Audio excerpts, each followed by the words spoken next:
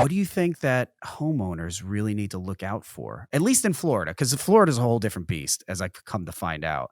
So Florida homeowners, is there anything that you'd recommend for Florida homeowners to like keep an eye on as far as their insurance policy goes?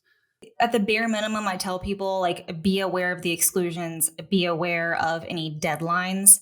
So Right. like if you have to provide a proof of loss within 60 days or so, just be aware of the deadlines, the exclusions, and like whatever your deductible is. Because, That's a big one. and this is probably surprising, but I've had many people come to us and say like, oh, like we had an inspection and they said it was under deductible, but I don't know why that would be. And their deductible is like 20 grand, but they don't have 20 grand laying around to put towards whatever damage. So they kind of put themselves in a bad place.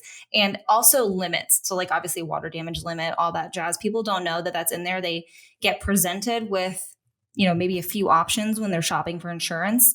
And, they say, okay, this one's cheaper. Let's go with that one. But they don't realize the cheaper one excludes a lot of things that would otherwise be covered in maybe more expensive Right.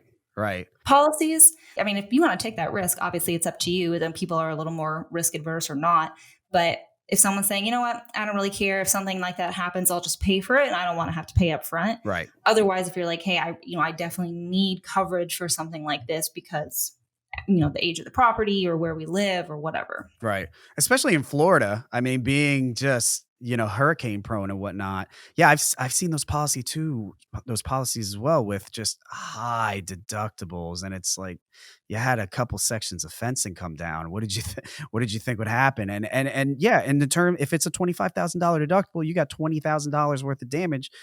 Yeah, I mean, you're gonna be on the hook. And if you're making 85 grand a year, something like that, that hurts big time.